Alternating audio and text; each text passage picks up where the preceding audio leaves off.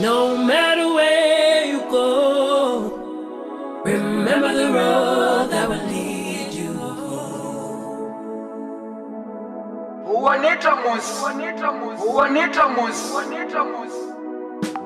No matter where you go, remember the road that will lead you home. That will lead you home.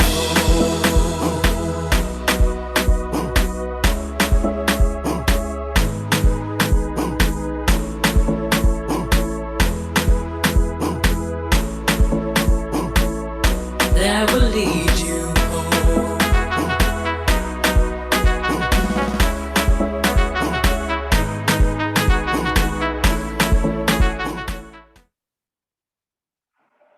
Okay, you are welcome today to the second edition of the Naija 7 Wonders edition for 2021. If you remember last year, we ran all through June to December. We started last week for 7 Wonders. We've been on with the Wonders of Africa. So today, we are going to take you through quite a lot of places in Nigeria. So people who say they don't have places to go, the experts are going to share with us today wonderful places you could go to in Nigeria. Lots of it. Some of them I have never been to. And I'm a guy who had been to almost every state in the country.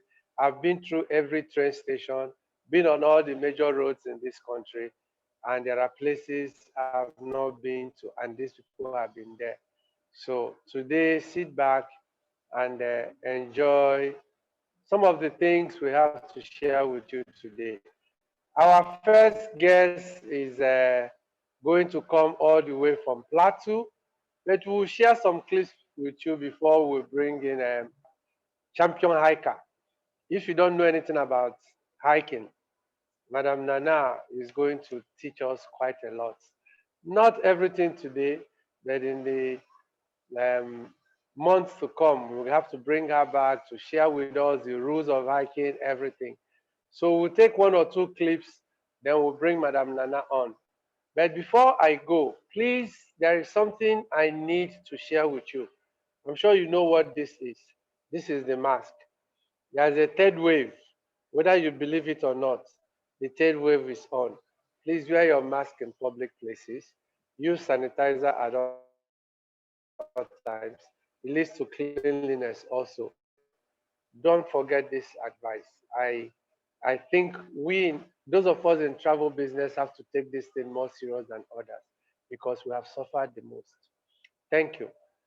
We'll share some clips with you, and we'll bring Madam Nana, who is our first guest today.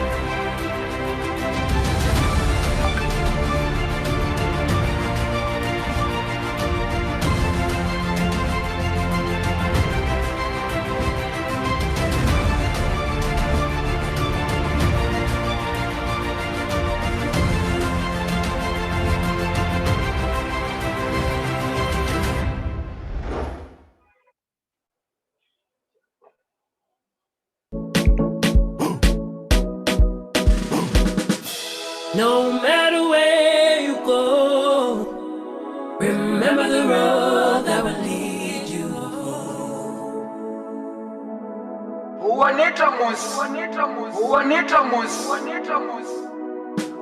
No matter where you go, remember the road that will lead you home.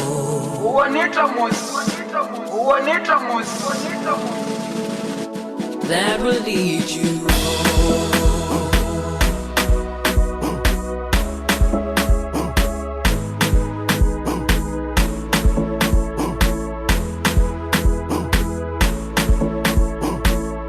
That will lead you home.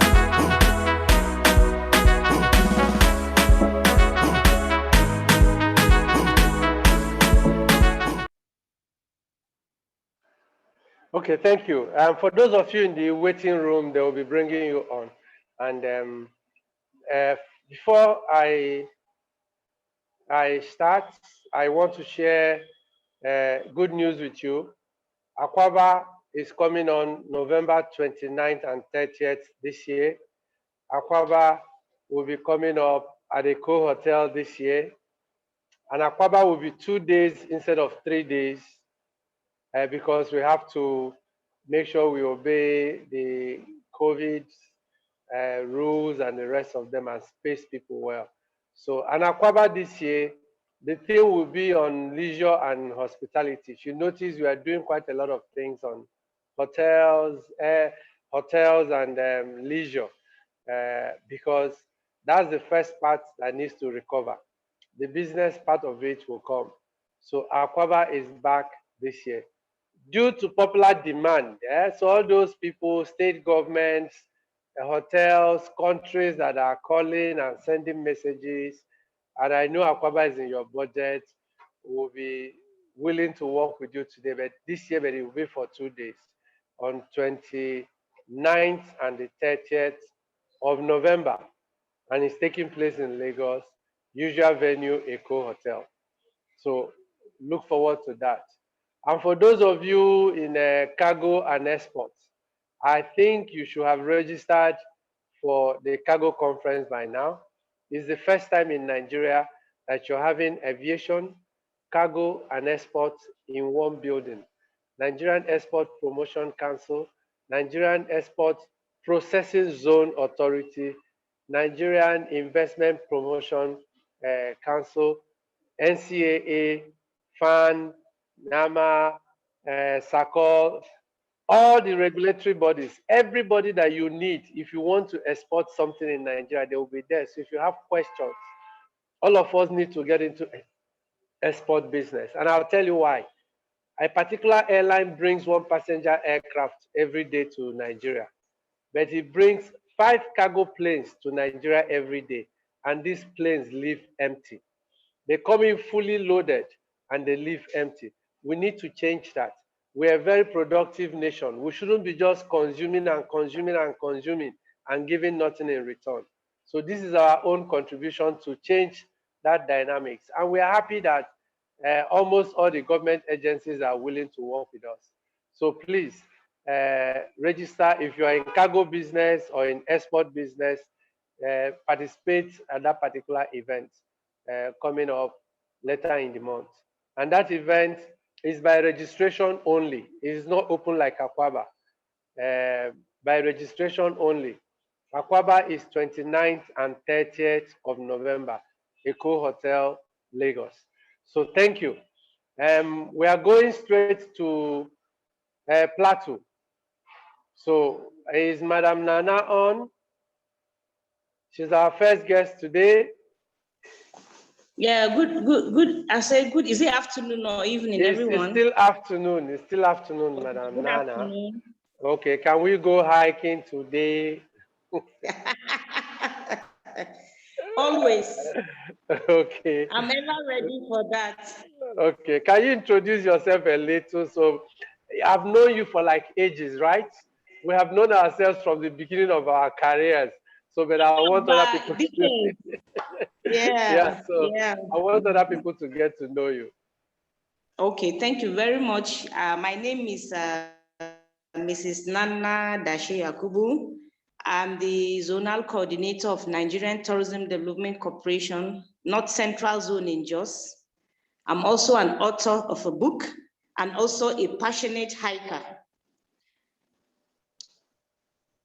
Okay. Hello. You launched your book this year, and your book has been accepted by the federal government for training of secondary school and postgraduates and graduate level, I believe. So what's the name of that book? Yeah, the book is Introduction to Tourism Studies for Schools and Colleges. I submitted it for assessment to Federal Ministry of Education. It has been assessed and is now approved as a textbook for schools and colleges in Nigeria. So if you want to train yourself on tourism, if you have been practicing but you have no formal knowledge, get a copy of this book, register also with Naija Hotels, do all the necessary training. Some of us became experts by force. We had to do Naija Hotels training. Like for me, I attend all the talks at every travel exhibition I will go to. I attend all the courses, all the talks, and you elevate yourself. So Madam Nana is an asset. And if you don't have a copy of her book, she's going to share her details later, and I want you to contact her. I have a copy myself, so she can autograph and send to you.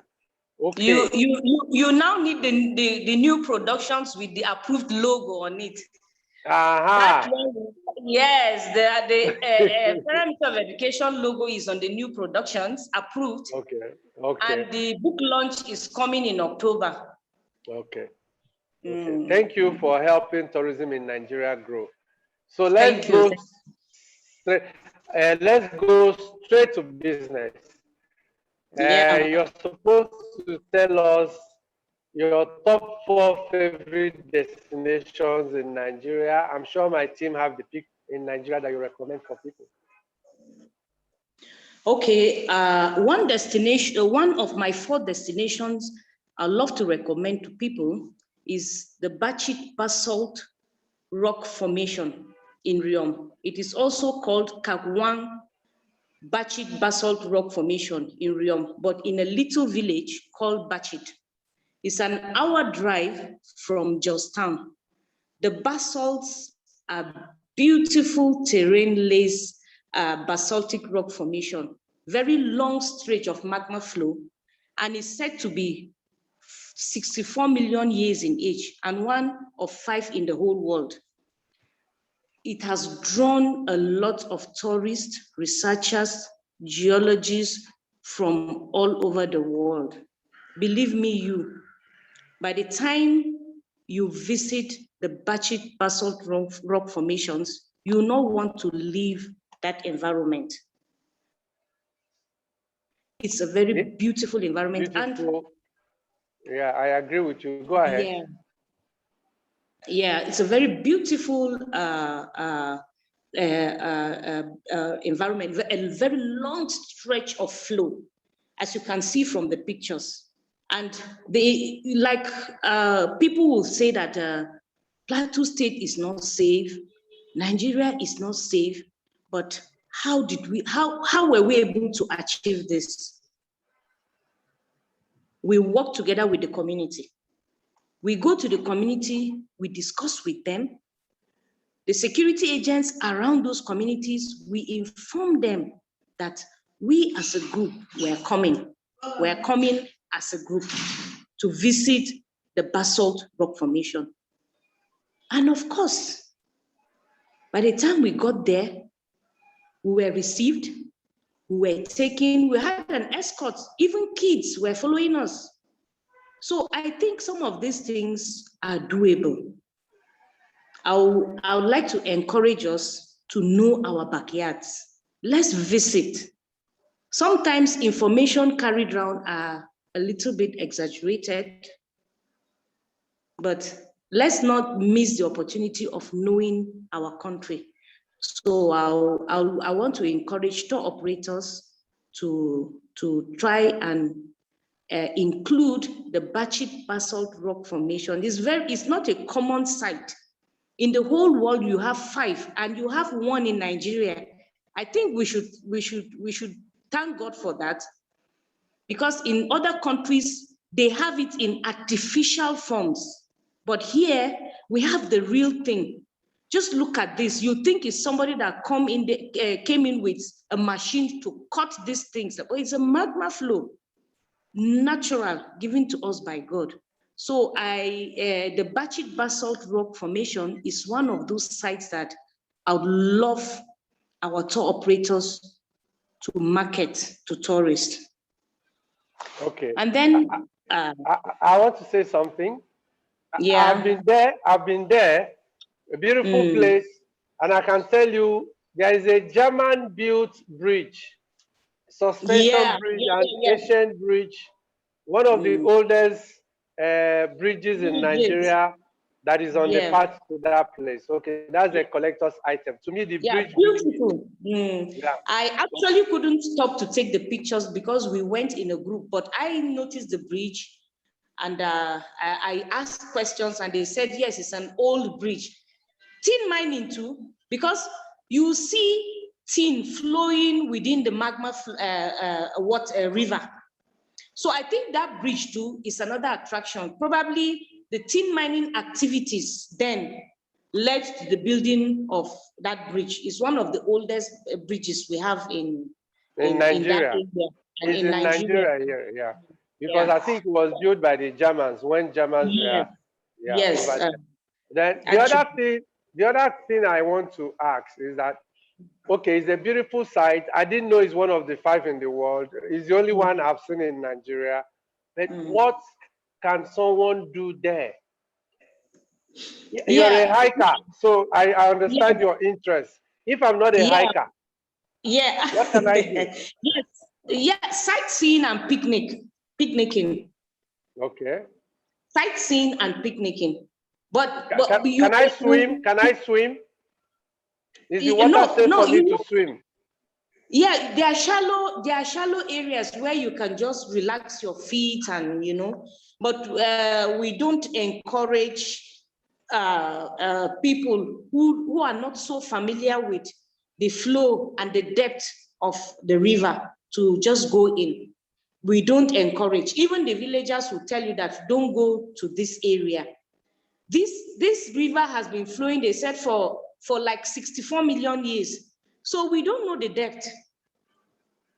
But the villagers, the community know the danger spots and they warn us we should not get too close to this area. So we just hang around the shallow areas. You just relax on those natural steps and stools and have your picnic, and relax, and have look around, enjoy beautiful birds too. They have rare birds that were flying around. We also took pictures of those birds. We have some hikers who are also bird watchers. So bird watchers too, they can visit because you have rare biodiversity around such areas. There's something that will attract them to such areas. So bird watchers too, specialists, tourists can visit the basalt rock formation. Okay, can we go to your second destination? Yeah, this second destination, I'll be going to Nasarawa State here. I'll be going to Nasarawa State in my second destination, which is the Nasarawa Salt Villages. There are salt villages in Nasarawa located in Kiana and Away villages. It's about 64 kilometers from Lafia town. They are traditional salt-making villages that dates back to the 12th century. And these salt villages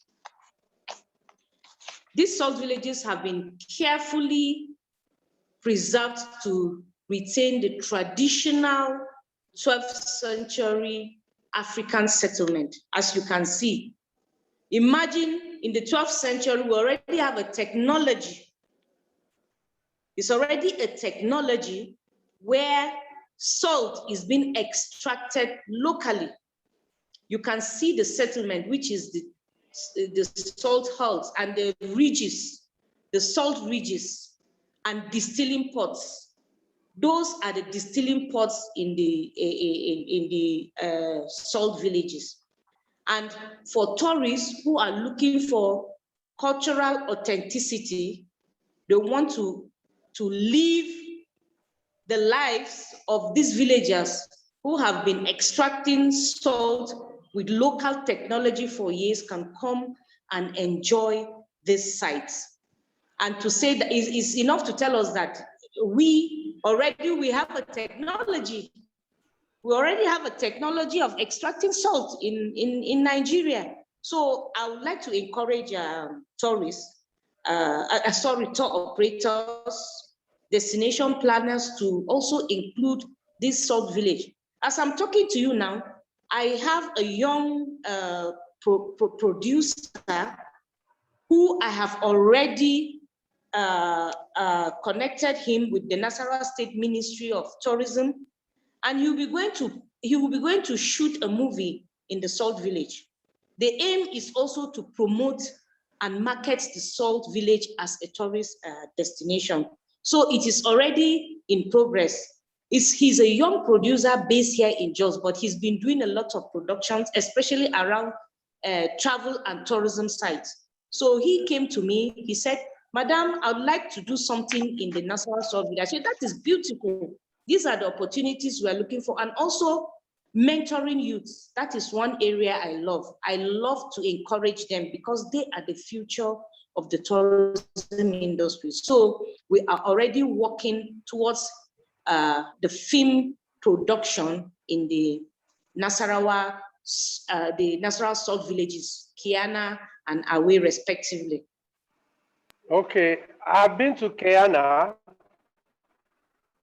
and a beautiful place. I spent some time there with the women and the rest of them. I think there is a stream or not too far from that place, and I went to a village. One of the best trees I've seen, a big tree, and that accommodates quite a lot of people underneath it. Yeah, so Kiana is a place in Nasarawa that I think, because Nasarawa has not been marketing itself, so quite a lot of people didn't know about this. I thank you for bringing it to people's consciousness. Anyway, that's your zone. So can we go to your third neighborhood? Okay. We have the Kerang volcanic mountain. You know, on the plateau, I think years back, a lot of volcanic eruptions took place. So the Kerang volcanic mountain, where the swan water we drink today is as a result of the volcanic mountain. The swan water we take all over Nigeria today, for those who don't know, is in Kerang volcanic mountain. Is as a result of those volcanoes that the swan water you are taking today is from that place. Now it's located in Mangu local government area. It's about 88 kilometers from Town. This magnificent mountain rises into the misty sky. You know, climbing it can be tiring, but it's worth it by the time you get to the top. It's rewarding, it's breathtaking. The vistas of the entire landscape is awesome. You know, and there's this myth and legend that says that the area around the volcanoes was once inhabited by giants, rich giants that are rich in gold. They possess a lot of gold in huge quantities, but unfortunately they were destroyed by large fires from the volcano that erupted those years back. So that is the myth and legend behind it. But Kerang volcanic mountain is another beautiful site. You can have picnics there, you know, and also they have other nearby sites around. Let me not go too far. The Ampidong volcanic crater lake, you know, they have other beautiful sites around. So particularly the Kerang volcanic mountain is one magnificent volcanic rock that already has a very big economic significance in Nigeria. We've been taking swan water for God knows how long, and it is from this, as a result of this volcanic mountain. So it is worth visiting, it is worth packaging to tourists within Nigeria. I'll always encourage people to know your backyard. Know your backyard, know your country. I call it know your backyard. Okay. Yeah, but I'll come back to a question Helen asked. So when you Okay. finish your fourth one, Helen had asked if people can go to these places as solo wanderers or they must always be in a group. Can I get up and pack and go to this place? I don't encourage people traveling Nigeria to do solo. Always Now, go. exactly. That's just what I wanted to say. For now, I will not encourage solo trips. Yeah. The situation That's in the the reality. country does not warrant us to do solo. Solo. So for now, these are the changing environments we're talking about in the industry. So when the environment changes in the industry, they say when in Rome, you behave like Romans. So when the environment changes, let us please look into the situation and look for other strategies. The strategy you do now, don't go solo. Look for I've had people who were there 3 weeks ago, and there were about 7 of them. Some came from Lagos, met with those here in Abuja, some from Kaduna, about 7 of them. I'm aware because the tour guide came to me for 1 or 2 technical advice and I gave it to him. So they were there. And there were about 7 of them. So I will not encourage you to do solo for now. Let's watch the situation in the country. It's a global thing. So our prayer is that these insecurities will improve. Then we can start doing solo. Even solo hikers don't hike solo again. We have solo hikers on campus. But preferably, we love to go in groups now, pending when the situation will improve. Okay, when I traveled to those places, I went solo. I traveled on my own, but that doesn't count anymore. That was I went around Nigeria on my own. So now you need to go in a group. It's not possible unless you are one of these young Mongo packs who go everywhere themselves. Can we go to your 4th destination? Yeah, my 4th destination is still in Plateau State. That's the Kudedu Waterfalls. Is in Jos East. And it's one waterfalls that I love. I've hiked this place for more than 4 times. I've hiked this place for more than 4 times, and it's about 45 to 50 minutes drive. And we as hikers, sometimes we take longer trails to get there, but we also have very short trails to the Kudedu waterfalls. We take those long trails so that, number one, the exercise, the aim of exercise will not be defeated. So, but for a tourist who cannot do long hikes like some of us, we can go 7, 8, 10 kilometers, but they are short trails, so don't be discouraged. I'm already used to hiking, so I can go for much more, but we have short trails.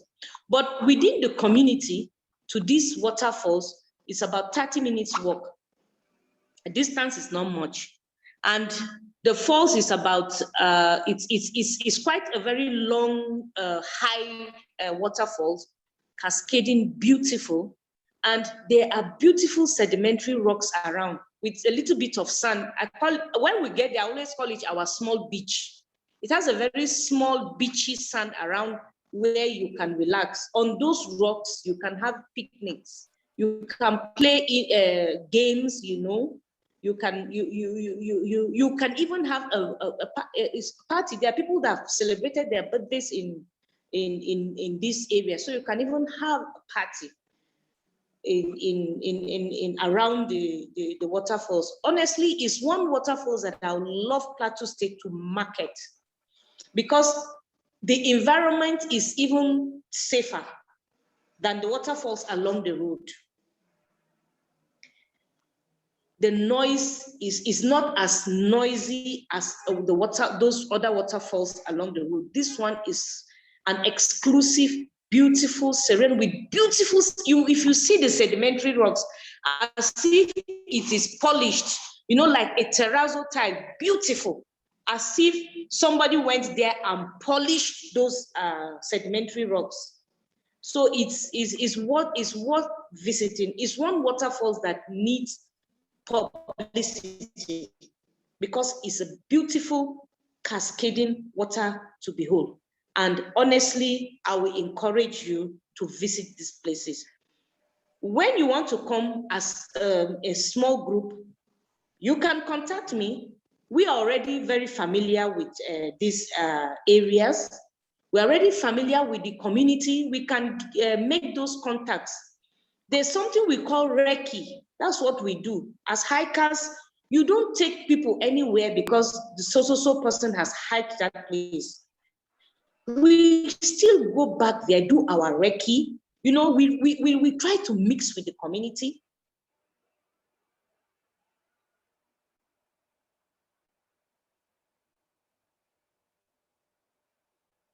Is she frozen? Okay, I can't hear her. I don't know if you guys can hear her. You know, we try to even sensitize them, make them appreciate. I've even at the bus protect this place very well. You can sell this place very well. You also need to know a little bit of technology so that you'll be able to market what you have on your social media handles. You can create websites. So I really got talking with some of the youths there. So it's quite encouraging because they were even following us around. Some of them they became our escorts with the little ones.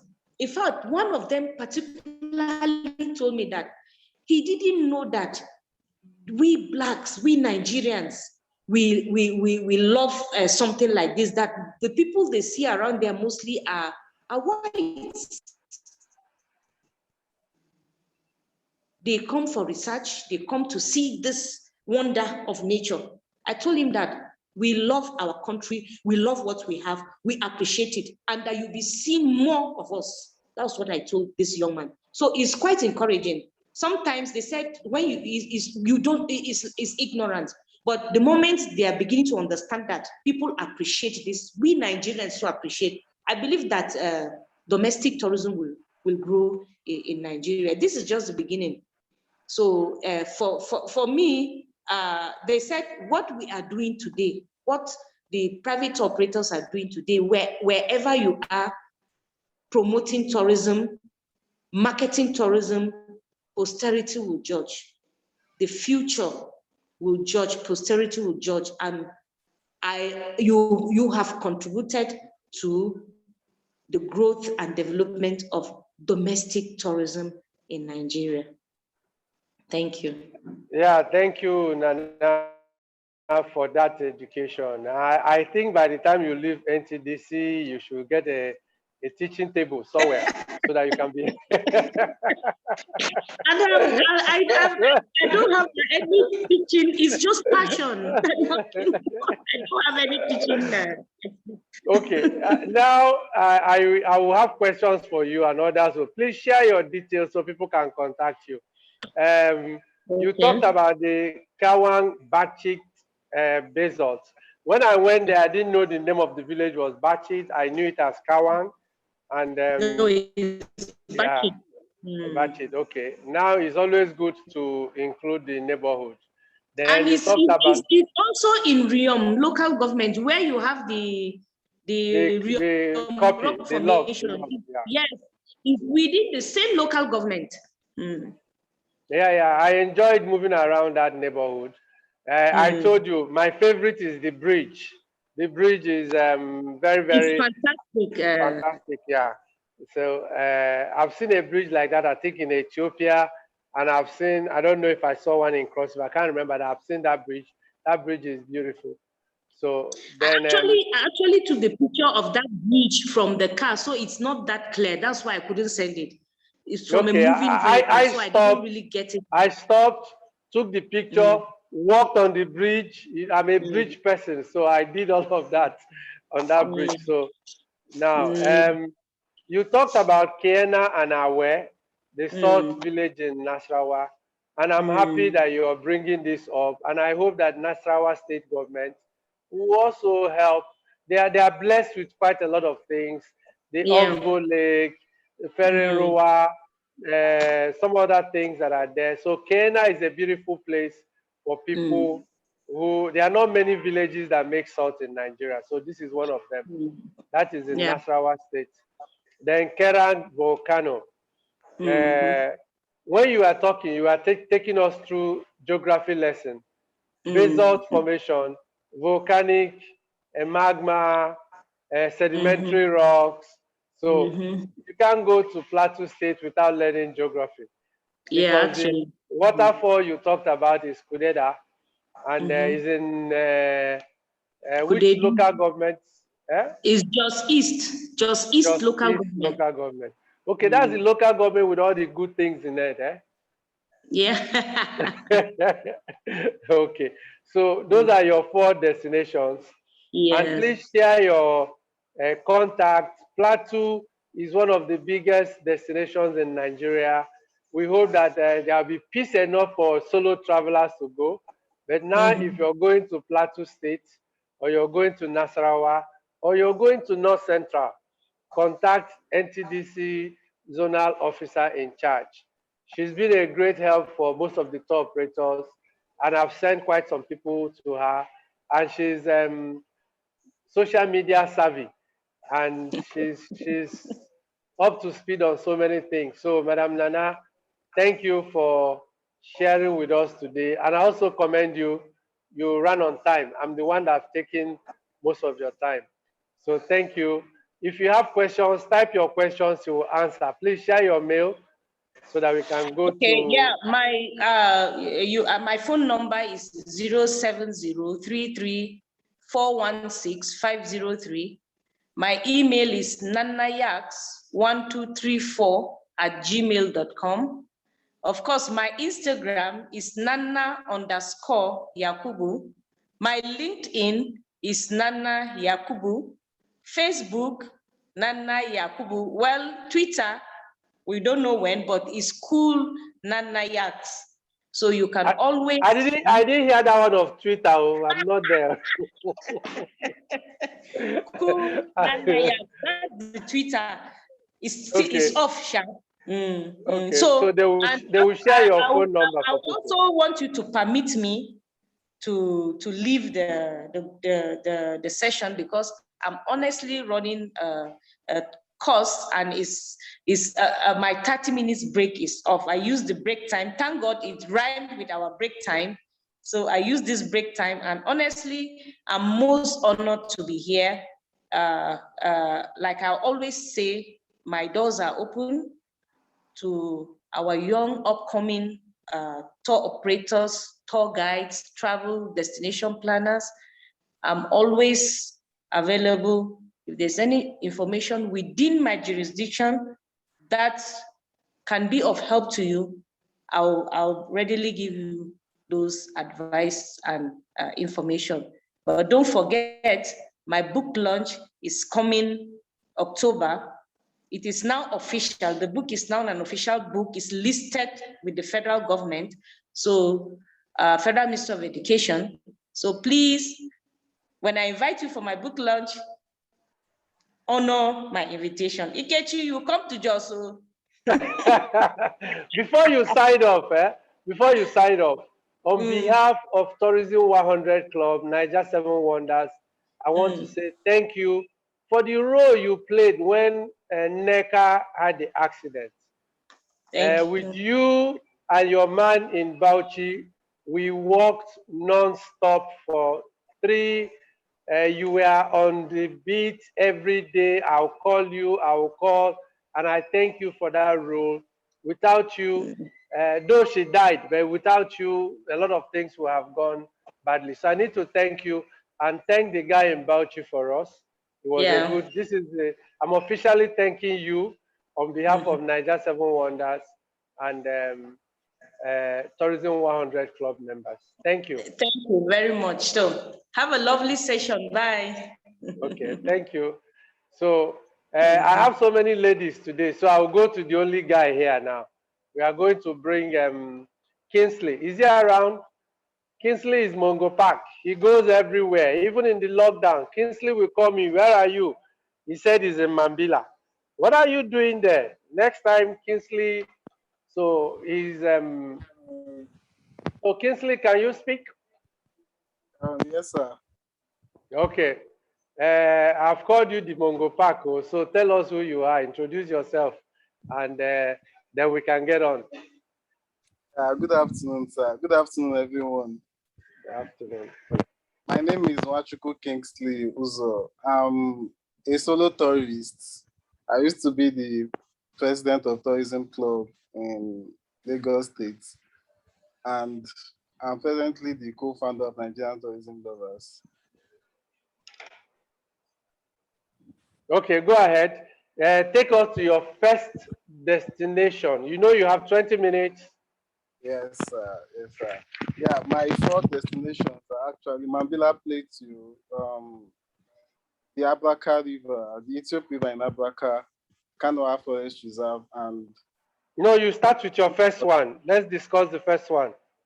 yeah, the first one is Mambila Plateau. Mambila Plateau is a plateau at the extreme part of Nigeria in Taraba State, the state which prides itself as the nature's gift to the nation. There are over 60 villages on Mambila Plateau, and they all happen to be among the highest elevated towns and villages in Nigeria. They are also the coldest regions in Nigeria. The truth is, a whole day is not even enough to discuss about Mambila, but for proper utilization of my timing, I would be laying more emphasis on what you would do if you find yourself in Mambila, what you will find on Mambila, what to eat, and then the people of Mambila. Now, if you find yourself on Mambila Plateau, what you would find, I would categorize this into three places. You would find beauties, you would find mysteries, and then you would find wonders. The beauties of Mambila are so enormous. They are much. I can't list them all, but just to mention the few, I'll start from the Sijin Lake Dam, which is an artificial lake. It was constructed by the foreigners, not Nigerian. I think the Chinese also.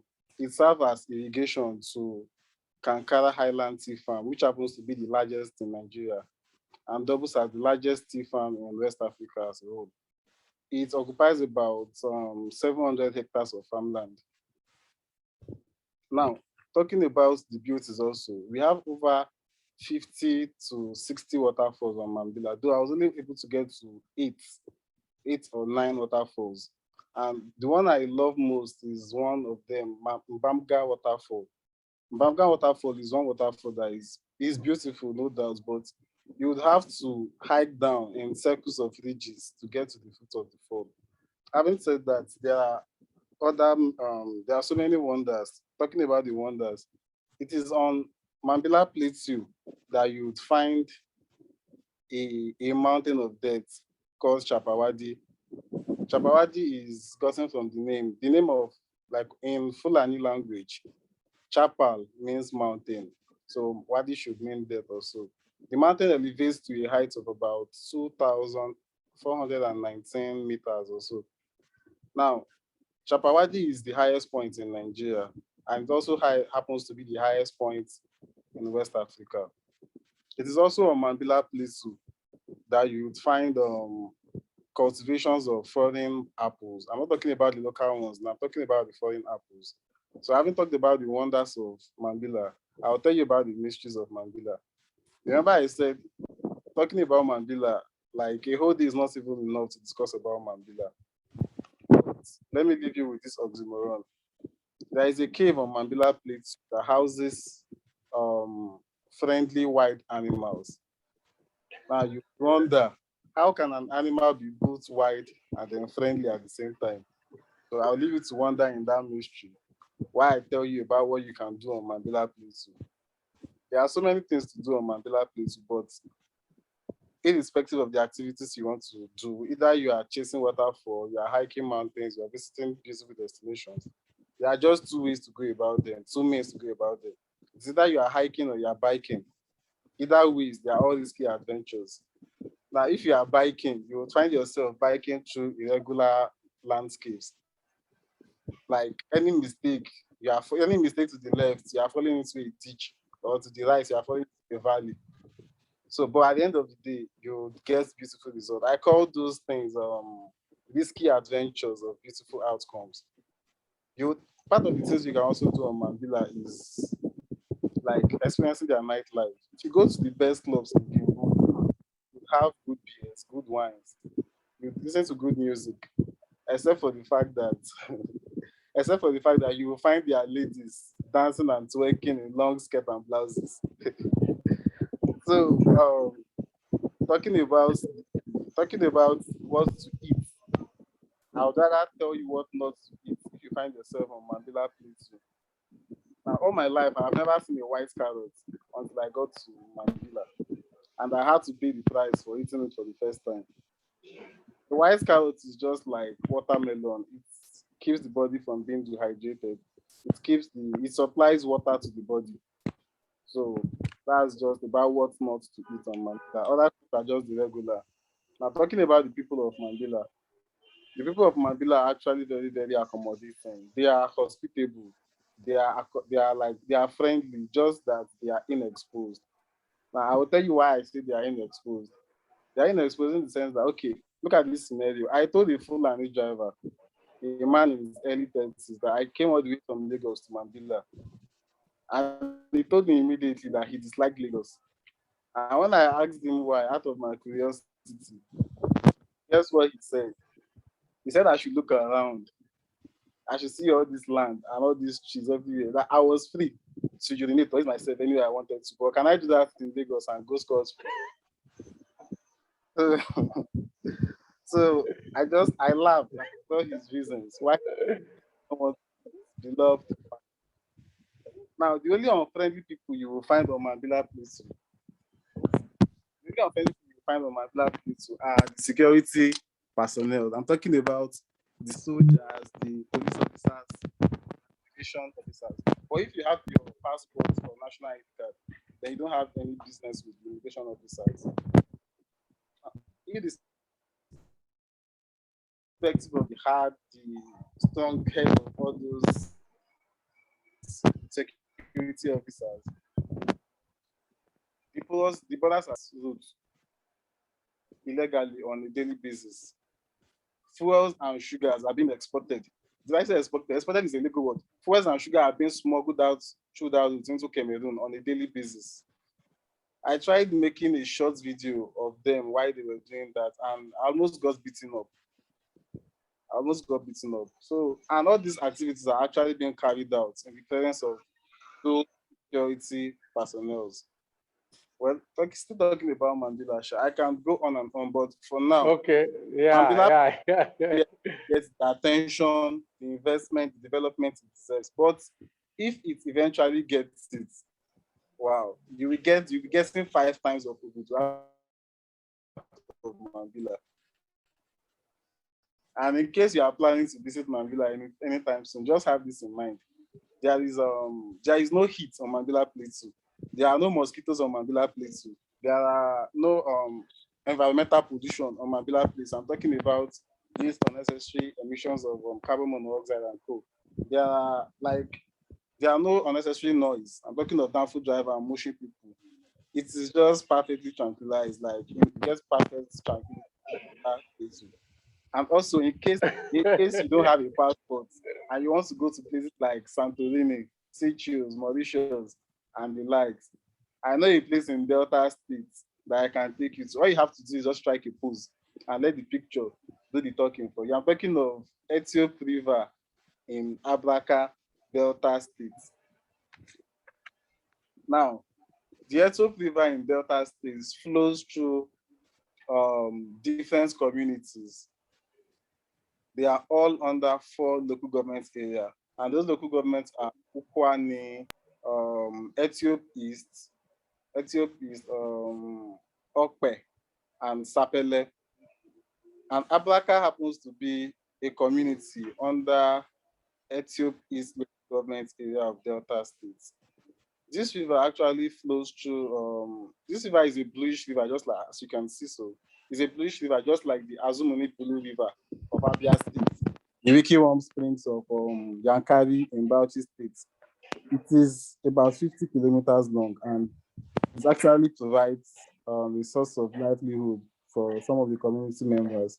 It gives them fishes. It is serving as irrigation to their farmland, to community farmland. And also, there is this 60,000 hectares of land for community, for the federal government project of one cassava bread or so. It also serves as irrigation to that farmland. So this water is actually very, very clear and transparent in such a way that you can see the waterbed. You can see through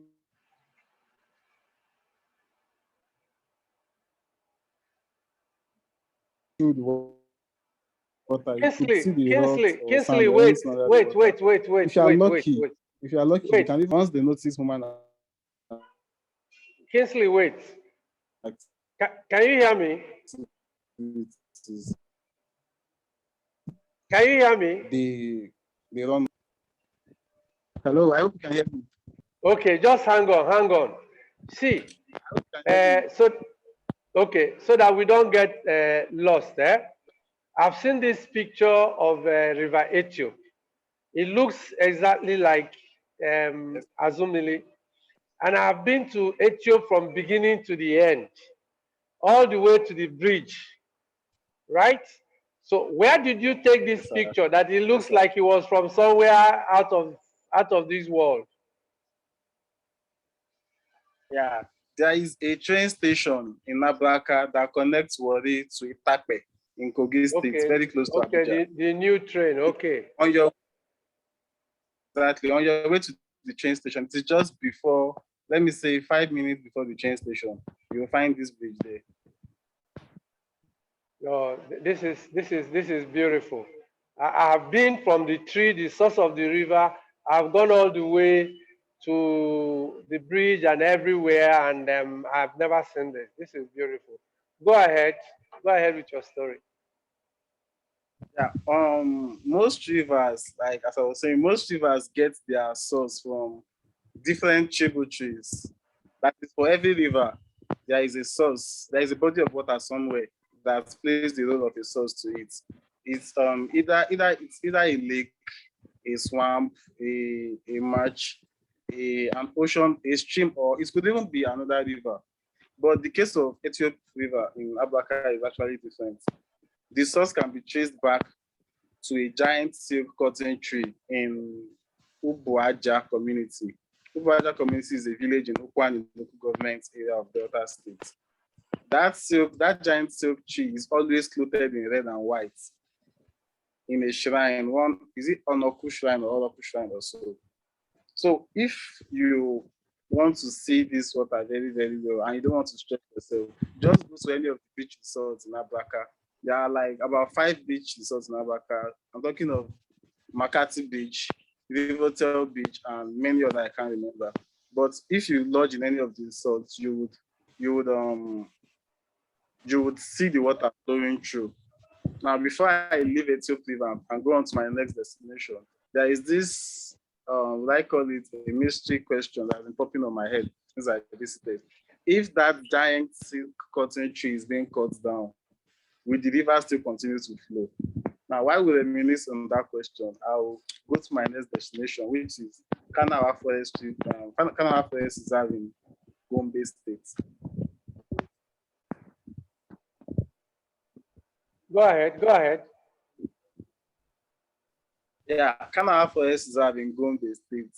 So, before I tell you about Kanawa Forest Reserve, I'll tell you there is one fact about Gombe that I love most, I would like to share with you all. Gombe State happens to be the jewel in the savannah. It is one of the states that I have been to that I can say with 1,000 naira, you can survive your breakfast, your lunch, and your dinner and still have change for a recharge card. But we all know that Lagos State, only downfall driver have taken away that your 1K before you get to work. So that's one about Gombe State. Now, Kanawa Forest Reserve, this market you're saying is very close to Kanawa Forest Reserve. Things are very, very cheap there.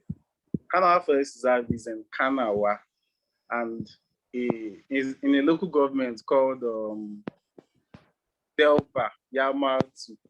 Yeah, Delba Yamatu local government area of the state. Very, very close to Bio government in Borno State. It's about 30 minutes drive to Borno State, yeah. Now, this forest reserve actually houses so many things, including different species of trees, different species of reptiles, different species of monkeys. Yeah, I did not see any wildlife there, so I won't go further to tell you if it houses elephants or so. It also has so many natural endowments, such as the rocks, swamps, the stream. There is this stream that is always flowing there non-stop all year round. And the water is very, very hygienic. It's very, very clean and hygienic. If you've been to Omo Forest Reserve in Ogun State, we've been there twice this year already. If you've been there and enjoyed the serenity there, you would enjoy this one more. One of the reasons why you enjoy Canada Forest Reserve more is that there are no long hours biking. The reserve is on the road. Once you arrive from your car, you just walk into the reserve. There are no long hours biking. There are not like falling off from the bike. You don't need to fall off from the bike. And you won't even get lost in the reserve because it's not that big. But if you find yourself in Olumere Forest, Olumere Waterfall, you will get lost too. I'm talking of Olumere Waterfall in Osun State now. Now, Olumere Waterfall is located in Emi-Ijesha. Emi-Ijesha is a community or a village in Oriade local government area of Osun State. Now, it is believed that this waterfall was discovered by one Akinla, the granddaughter of Oduduwa. Oduduwa is the progenitor of Yoruba. We all know that. She discovered this waterfall while Ife people were migrating to Emi-Ijesha. Now, she discovered this waterfall, I think is in the year after the death of Christ, 1140 or so. Just like every other waterfall in Nigeria and the world, this waterfall is beautiful, no doubt. But there is this exceptional feature it possesses that is uncommon to others. It has seven layers, or permit me to say seven different waterfalls. And they all source from the top of the seventh one, which happens to be another village entirely called Abake village. Yeah, Abake village.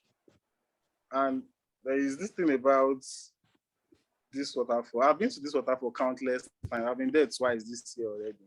And each time I go back there, there's always a new discovery for me. It is either while I try to get to the third floor, I find myself in the fourth floor. Or maybe while I'm trying to find my way back, I get lost and bust out in a new place entirely. But it's just that if you go there 20 times, you make different discoveries that if you are willing to get something out of it. If Olumide Waterfall happens to be a human being, I would say it has the powers of adaptability. It can easily adapt to anything.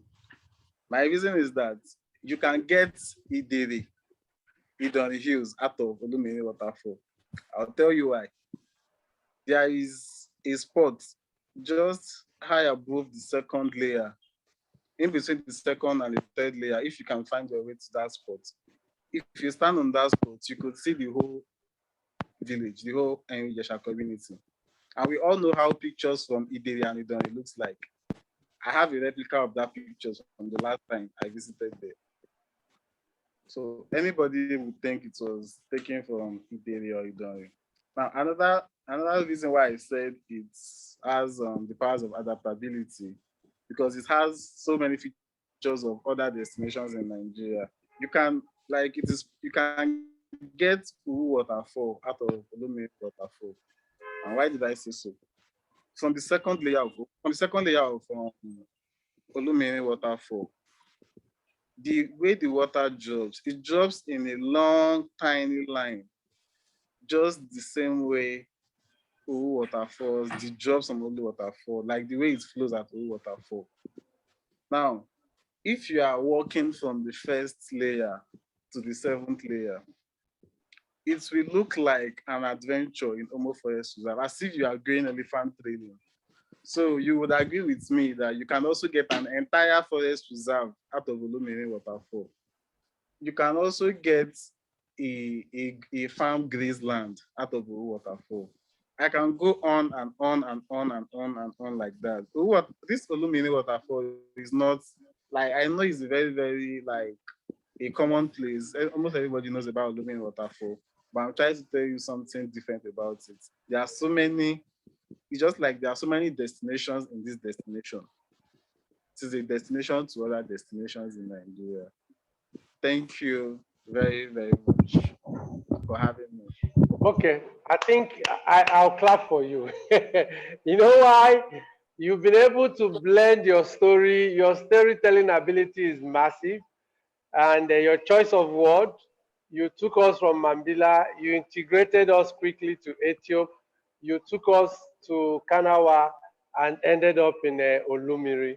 And each one of them, there is a linkage. That's very, very good. And I like your choice of words. You talked about risky adventures with beautiful outcomes. You talked about the beauty, wonders, and the mystery of Mambila. You wax romantic with Olumiri in describing it. And Olumiri is the first place I didn't see you with ladies around you. What happened to your ladies? You drowned them?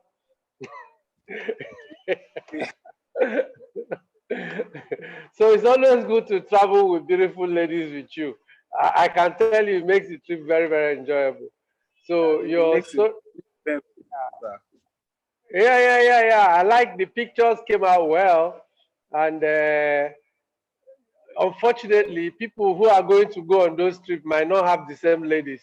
But at least, if the ladies can go there, it proves that any other person can go on those trips. So, Yes, of all your four, Olumiri waterfall is very, very popular. It's the most popular waterfall in Nigeria for the millennial and the Gen Z. And you have just pointed out that there are many things that we can get out of it. It shouldn't just be a waterfall destination. It has to have other aspects of that. So I hope the state government or Osun will look at that and work with that. For River Ethiop, I have not been on the train routes. I have done all the train routes before the standard gauge. So I have to start traveling again.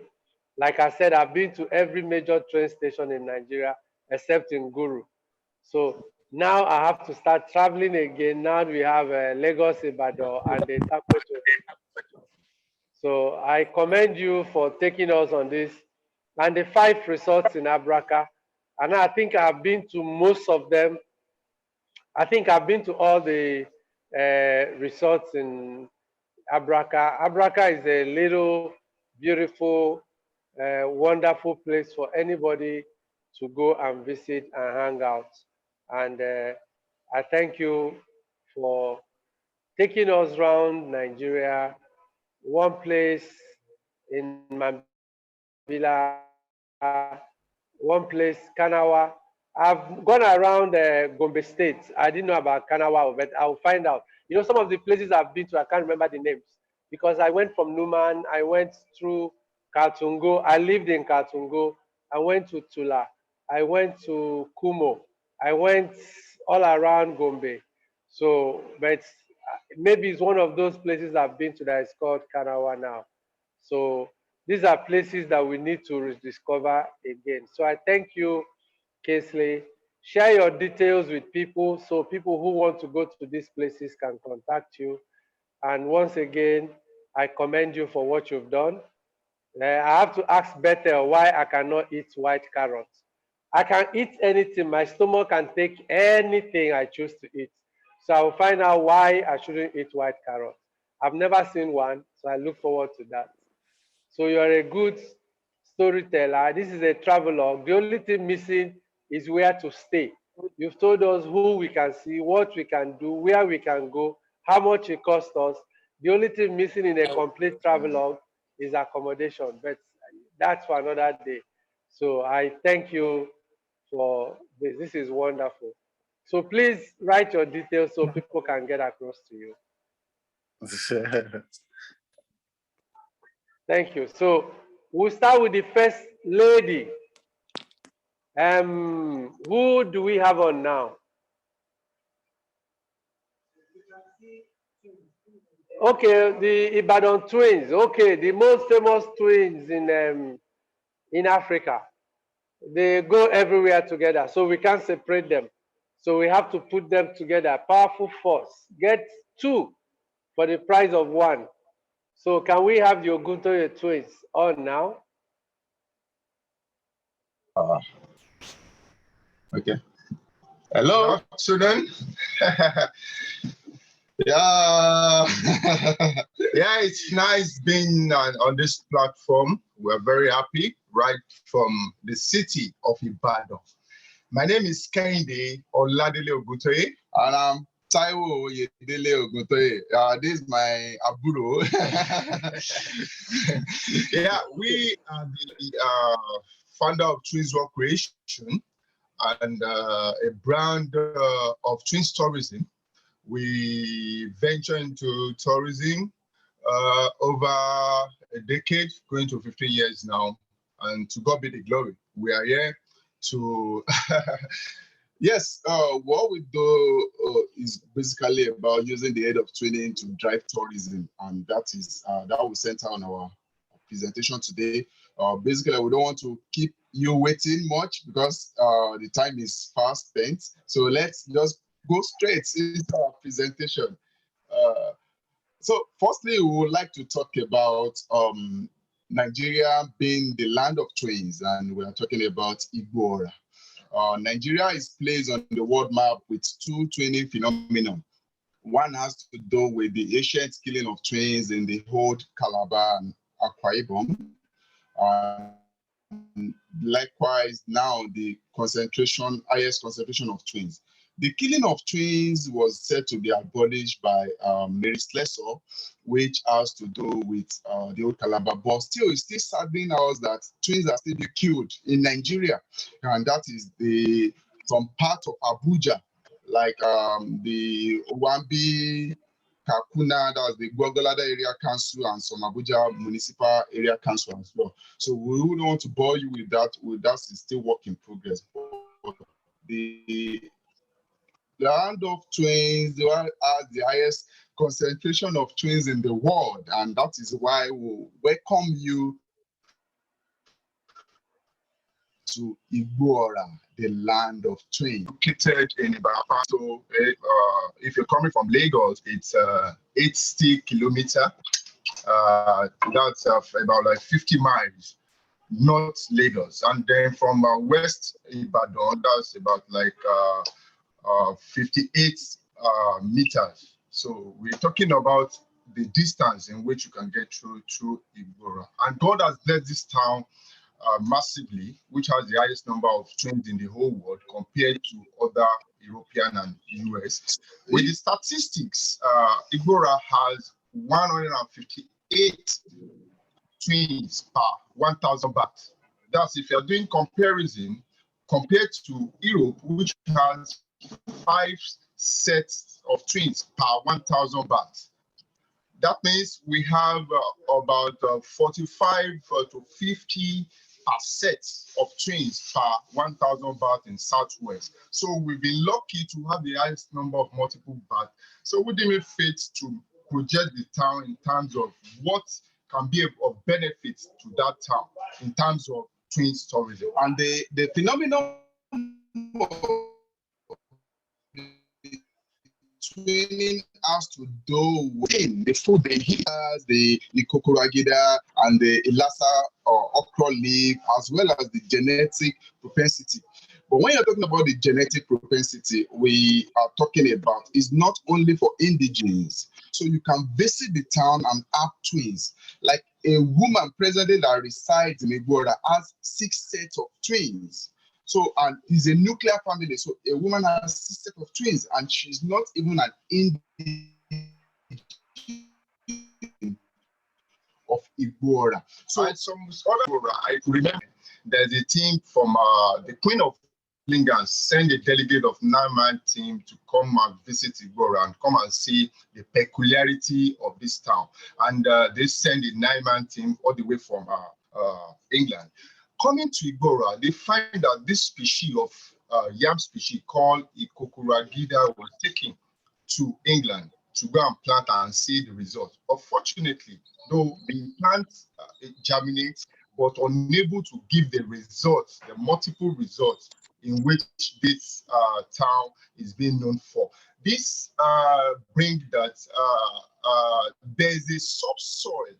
The subsoil of that town is peculiar to the production for multiple bats. So that's we're talking about the environmental factor of the land. So with that, we projected the World Twins Festival. The festival is designed to project the image of the town to the rest of the world, and that was started in 2009, but it was rebranded in 2018, and by it usually occurs in the second weekend of October of every year. So in the year 2018, we have the population of 2,034 set of multiple bats that gathered in that town in Igbora. And in 2019, we have 3,200 set of twins, 3,202 set of twins that came for the festival. So for that, we were of the opinion of gathering the world's largest gathering of twins in 2020, but the global pandemic could not allow us. So, but the festival still was held, but it was a mini celebration. But in this year now, we are looking forward to the second week in October to have this year Igbora World Twins Festival, and that will be 7th, 8th, 9th of October 2021. So you are welcome to come around to Igbora to taste from the delicacy, the twins cuisine, and enjoy activities around that. A lot of activities do go around during the festival, and we believe you're going to have twins. Yes, you're going to enjoy it having twins. And that's our first destination. We're talking about the land of twins. So we moving forward now to what we don't usually talk about, and that is our historical markets. I could see Kingsley talking about one of the markets there in Bauchi. And so now we want to talk about the textile and the foodstuff hubs in Ibadan. And we have one of the largest foodstuff markets in Ibadan, and that's Bodija. These markets are pre-colonial markets, and there are pre-colonial ways of exchanging goods and services. That's the way we have been doing things before the colonial master came around. And there's just a little modernization, unlike the malls we have now. This is the traditional economic system of our way. And you see the way the market is managed, is structured and designed. There's open stores, open space trading, as well as concrete and wooden walls. And you know, these are by the time you get into the market, you will see the peculiarity. The wholesalers, they have their own stores, they have the concrete stores. Then mostly the retailers are always on open space. And you now look at the way they arrange things, the way the rows goes in these markets. And predominantly, apparently, Bodija is a fighting arena. It used to be fighting arena before it was turned into a marketplace. So Bodija Market is established on October 1987 as a result of the overcrowding at the then market called Urita Mary here in Ibadan. So they now move the people from Urita Mary and are part of the market sellers from Songo area here in Ibadan market to Bodija Market. So like Taiwo has rightly said, Bodija Market name originated from a fighting arena. That's Bodija. Bodija. That's fighting arena. So that's Bodija Market that has the food hall and is one of the biggest markets in Nigeria. Yeah, it's one of the biggest foodstuff markets in the country, and that's why. But it's a kind of metamorphosed play, and it's the kind of colonial way of displaying goods and services. Also, we have the Bragi Market, which is the textile hub. Is one of the biggest in this part of Nigeria, and the market is known as Bola International Market. It metamorphosed from the predominant old Bragi market that is in Oguntoye. And you see the way things are displayed. These are just our own African way of displaying goods. tourists can come around to move around to see how traditionally we sell our goods and services to people in our local markets. That is why we David feel to present on the Bodija and the Gbagi market, which is the textile and the food stop up in Nigeria, in this part of the country. Thank you very much. We want to, you have eaten from Ibora and you have seen the market and you have some clothes. So let us fun at the University of Ibadan. That's the next destination. That's the first and the best. The premier university of Nigeria. That's the first university in Nigeria. Then you just the nation premier university was established in on the 17th November 1946. Which has the 1948, which has the University of Ibadan Zoological Garden. University of Ibadan had a lot of tourist attraction, which when you visit, you have places to visit also and enjoy yourself, make relaxation. That of the Zoological Garden of the University of Ibadan, the Botanical Garden of the University of Ibadan, the Oba Dam of University of Ibadan, and of course the UI Hotel, which has the accommodation. After your touring round and round, you have a place where you could relax and rest. So the University of Ibadan actually started from LLA. There's a picture of where University of Ibadan started in LLA, and that was in 1946 before it moved down to 1948. And you know, like it has a full-fledged zoological garden, which was the zoological garden was established in 1974.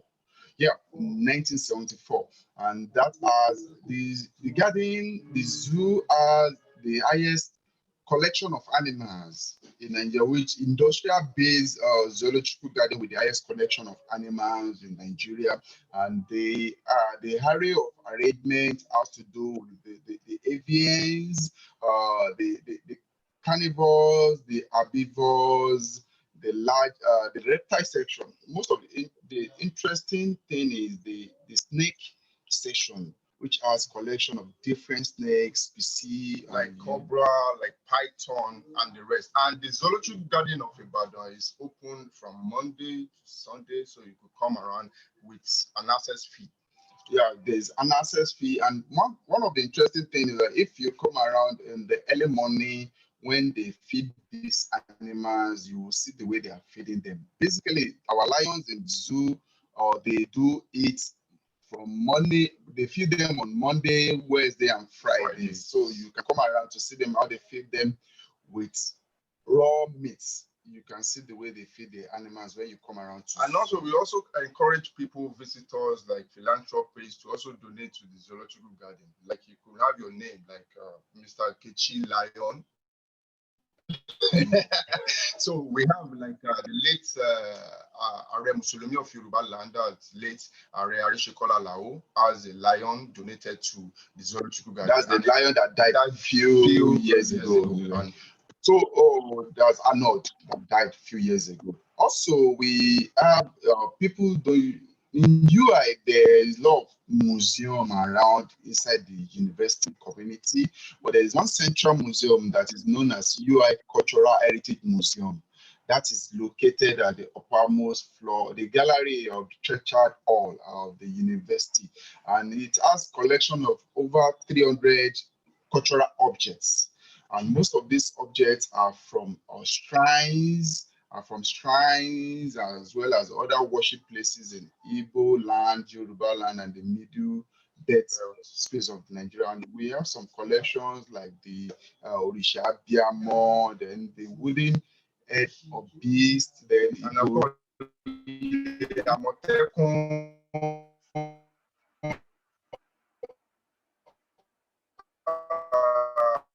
that's the leopard. There's a leopard totem and the digitalized. There's cultural objects at the museum when you come around. And the most important thing is like it does not attract a fee to come in. It's free for all to visit, and it's open on Monday to Friday during working hours. That's the. Then there's another interesting thing about UI, the Hobart Dam. Yeah, the Upper Dam that has the name is named after Oba River.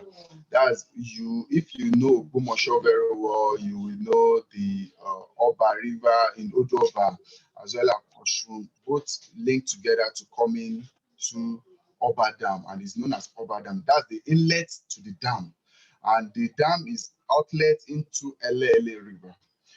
It's a kind of dam that is for recreation and ecotourism purpose, though they have other services that the dam render to the investing community. And you like it's suitable for bird watching. And one of the interesting birds you could see around there is the bird. There's this African jacana. Yes, African jacana. They are called Jesus bird. Yeah, This bird is peculiar because you see the birds mounting on the surface of the water. That's why they call it Jesus bird. It is called, the scientific name for African jacana is Atropholite africanus. So that's for African jacana. That's Jesus bird. We have some yellow bill kites and the red birds. We have purple heron. So those are the migrating birds. So Upper Dam is suitable for recreation. It's suitable for entertainment also. So you can see bedding. There are some trails now introduced in the Upper Dam that you can walk around to watch birds, and you could just enjoy the serene environment while you are in the university community.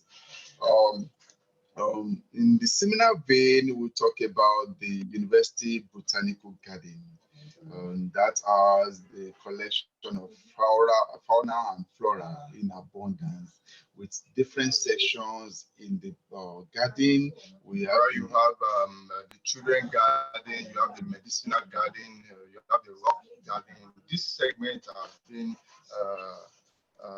enabled, like the children garden. The children can come on picnics with families and friends. Like the rock gardens, which has the formation of all different types of rocks that you could see at the botanical garden. And the medicinal, yeah, that's the love flower. That's the love flower you're seeing on your screen there.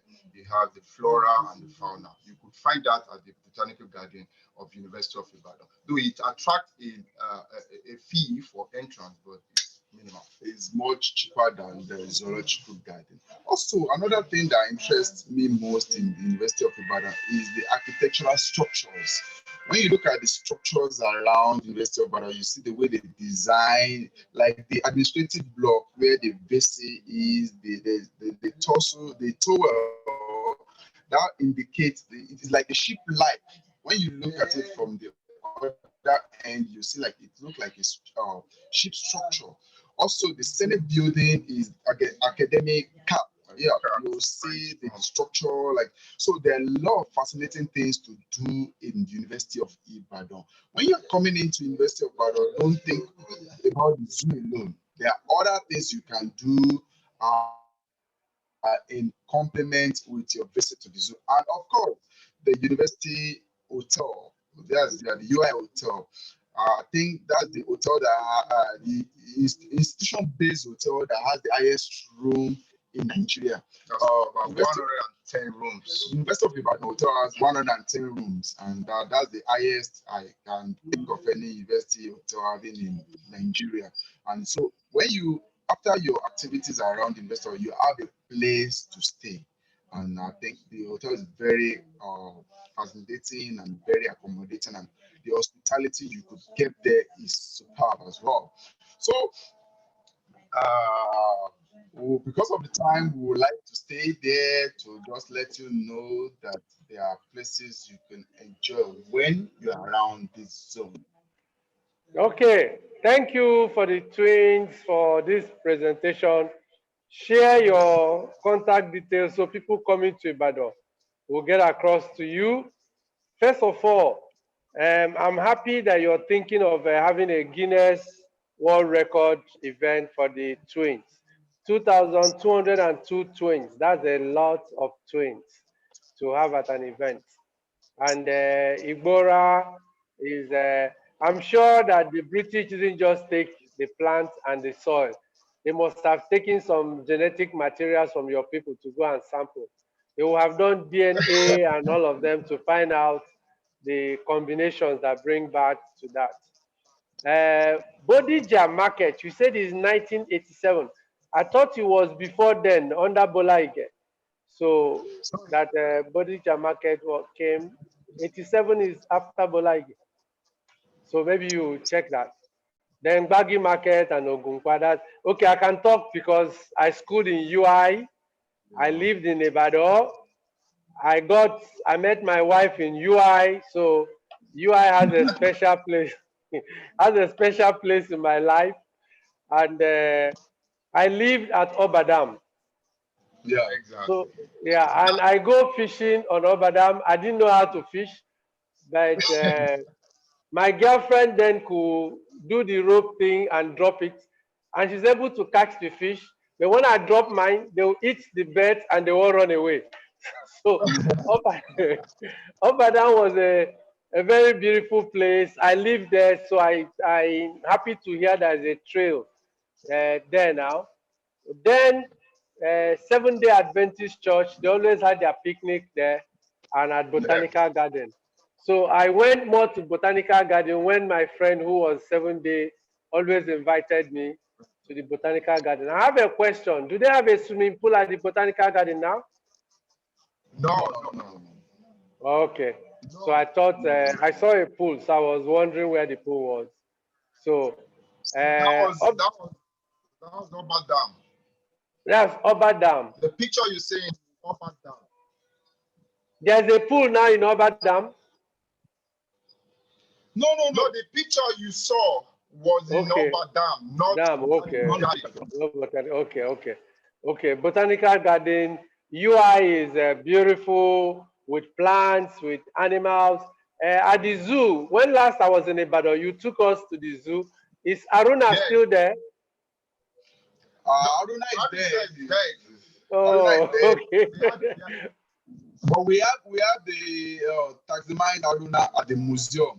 It was not there. It was taximized. It is in the. You can see him at the museum now when you come out. But it's not alive. It's dead. Okay. I'll give you a secret. I was in Zik Hall, and my hall is behind the zoo, and I was a flag bearer for the hall. So UItes, all those small halls, they like to call us Zooites because the zoo was in front of my hall. And you know, Zik Hall is the biggest hall in Africa, it's the biggest hall in the world, and anybody that went to UI, if you haven't been to Zik Hall, okay, too bad. Wait. What about Indian? The Katan guys, we are Katan guys. Okay, those are our neighbors. They are in our boys' quarter.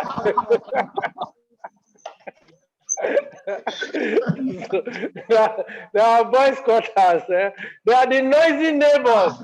Noisy neighbors. No. So we look forward to having you around in one of our festivals.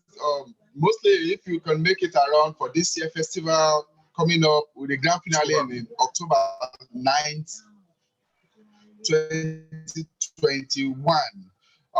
Actually, if not for COVID, we were thinking of gathering 10,000 of twins as a Guinness Book of Record, but COVID could not allow large gathering for now. But there will be a good celebration this year, hopefully by the special grace of God. So I think Kingsley and the team will help us in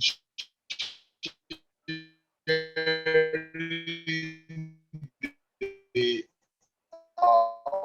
contact information screen, and also you can find Oguntoye and Oguntoye Kende Oladele, and as well on Twitter. No, your guy said we should not talk about Twitter for now. Yeah, so I don't know if you're on Twitter. Don't worry. Let's leave it to Instagram. Yeah, Twin Tourism on Instagram and Taiwo and Kende Oladele there. Other information will be shared by the Aquaba team. Once again, we want to appreciate the Aquaba team for this opportunity. You are doing fantastically well. Thank you very much. Thank you, the wonderful twins and the famous twins of Africa. We have to take a leave now because we are driving straight to Abeokuta now for another program. So we'll be joining, we'll be active to join along the line if network permits. Thank you very much for this opportunity again. Thank you very much. Okay. Johnny Mercy's on your trip to Abeokuta. I will hook up again. Thank you. Yeah. So we go to the superwoman of 2021. 2020 and 2021, there were two girls that were everywhere in Nigeria. They were the envy of everybody. And if you see them, they are not like very big.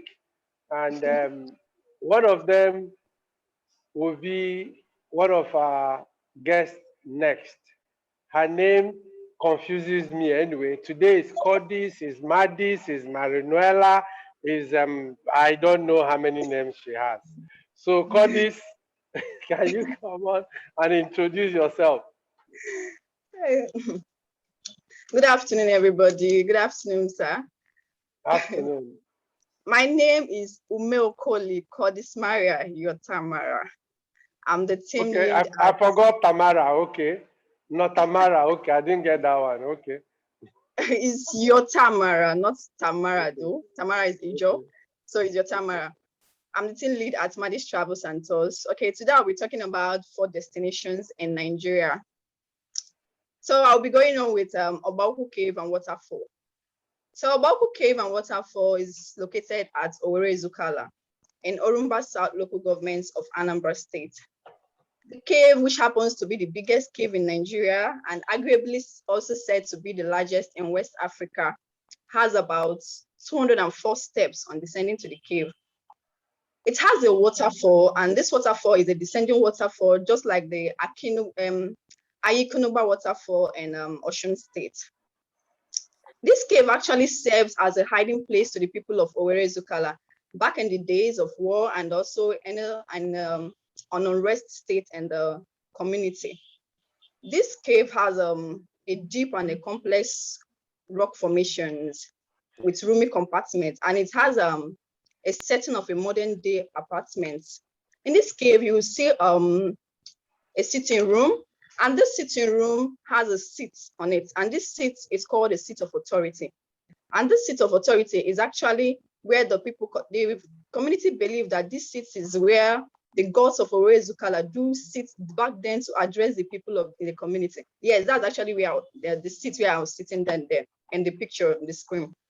So there you would also see another roomy compartment like a kitchen, and it has a cabinet, just like the cabinets we have in our various homes now. You will see the cabinets up on the upper part of the rock. You will still see another part that just looks like a very small room, and they call it a storeroom where foodstuffs are being kept. And also in this cave, there's a part that has what looks like just like the foot of an elephant, log dried foot of an elephant. And I was wondering, how did this foot get here? Is it a rock formation, or was an elephant maybe lived inside this cave years back, but nobody actually answered that question till today. So this cave, the people and the community believe that the droplets of water coming out from this cave, whenever it is taken in by anybody, in any tourist at all, serves as can cure all illness, any form of disease. Because I was asking the tour guide, do you mean anybody, even HIV, AIDS, all sicknesses? And the person says, yes, just bring the person. I was like, oh, wow. So, but a lot of persons in the community still believe that if you can find your way around this cave, you would see that you still find your way out of this cave, out of the state through this cave, and you will get to the next community, which is Olo in Oji River in Enugu State. So from this cave, if you move around this cave, you can get to Enugu State, moving out from Anambra State to Enugu State. So the word Ogba actually means it means cave in Igbo language, and Uku means very big, denoting the name Obauku to be called a very big cave. So after all the exploration in this cave, one can just come out, because it takes about 1 hour, 30 minutes or 2 hours to really explore this cave, because it's actually very, very, very huge. This cave is very big.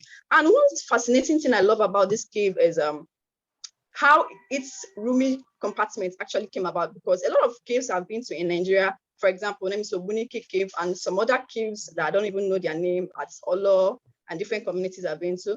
So this cave, their own structure is like, there are openings where you can enter to another, maybe like a room. But in this particular cave, you will not see something like that, but you would see seeing an underground room compartment, or apartment rather. You would enter into one and you will still see that there is another one beneath the one you are standing above. So I don't know how actually it's formed. So, but that's one fascinating thing about that cave. These rooms are underground, are looking like underground rooms that we have in some places though. So, but one thing actually about this cave is very beautiful, and it has a waterfall just beside it, where after all the exploration, you can just go to the waterfall and have a good swim, and you can have a picnic around there too. But there is something that it's actually, the people of Owerri-Zukala they are nice people. If you have opportunity to meet the king, which I did one time, their king are very, very, he's so accommodating.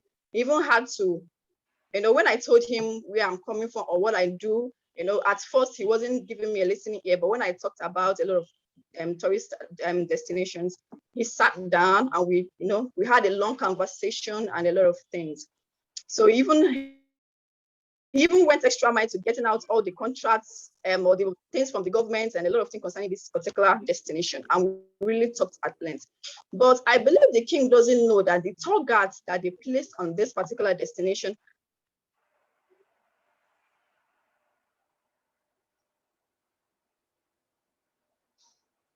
I can't hear her. are collecting it.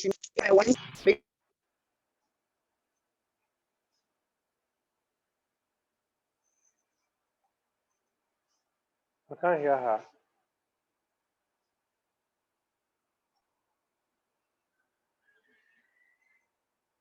Yeah, I can't hear you.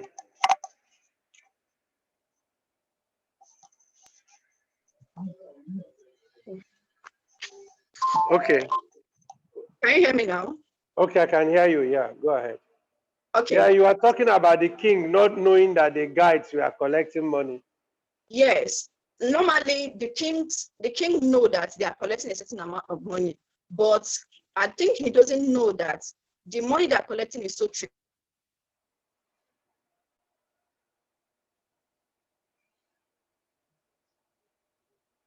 tremendous, because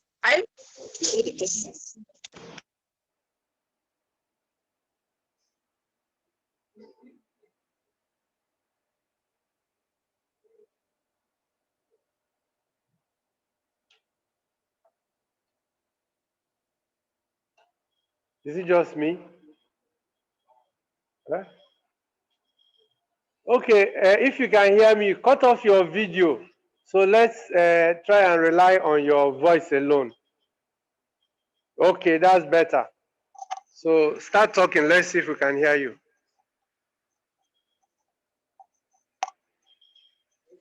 Can you hear me? Okay, we can hear you now. Go ahead. Okay, I said the last time I was at the cave, the tour guide said that he was going to collect the sum of 25,000 naira for us to have gained access into the cave. And with all the talkings and all the pleadings, and I couldn't contact the king then because he was actually the prince's wife actually died, so I wouldn't have to come and start calling him concerning something about the cave when he's actually not in a good position to attend course. So when we talked to the tour guide, we pleaded and everything. So he later allowed us to enter, and we paid the sum of 20,000 naira.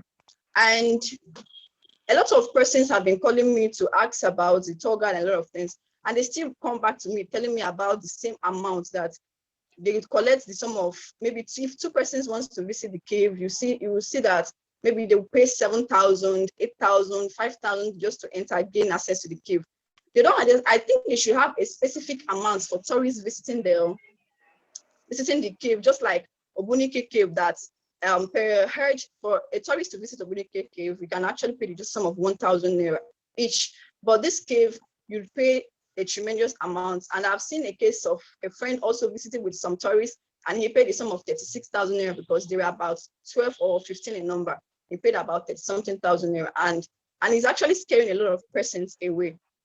So moving to my next destination, Uhere Waterfall. This Uhere Waterfall is located at Ibozala in OP in Suka local government of Enugu State. The waterfall is actually hidden in the dense forest of Ibozala, and it is only accessible by the use of the bike. But it's actually, you can actually access it by using a bike, but only on an experienced biker, because it's actually risky, because there's a valley very close to the road in which, if you are not very careful, you would fall into the valley. So when I went there, I preferred to walk down to the waterfall instead of actually being on the bike. I had to ask the bike man to park somewhere under the cashew plantation so we can actually move down to where the water is located.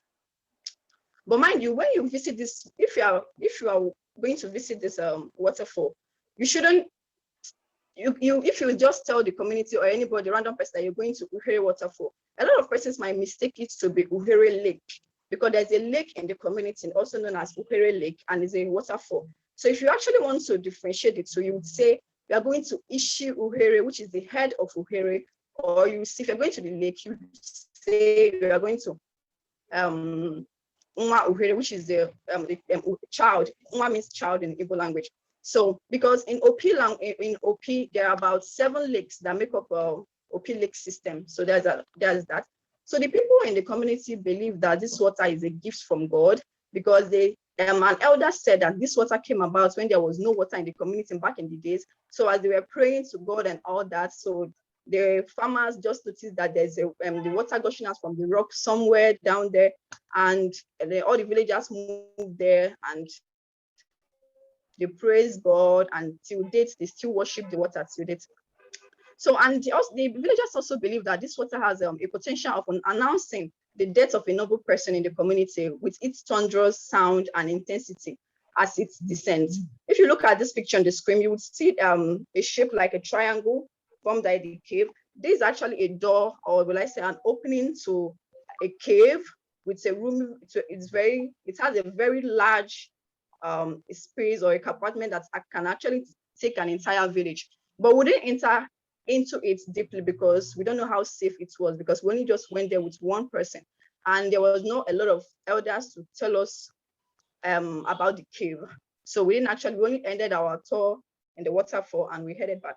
But the people of this community, they are very, very, very accommodating, in the sense that we ate a lot of cashews there that day, because when we are going, they would be asking you, do you want cashew? And a lot of them would be asking, do you want to buy? And once you say no, you're just a tourist, you came to visit the waterfall, they are the ones to be offering you to say, oh, come and take, just drop the nuts for us. Don't take the nuts with you, but just take the cashew fruits and go.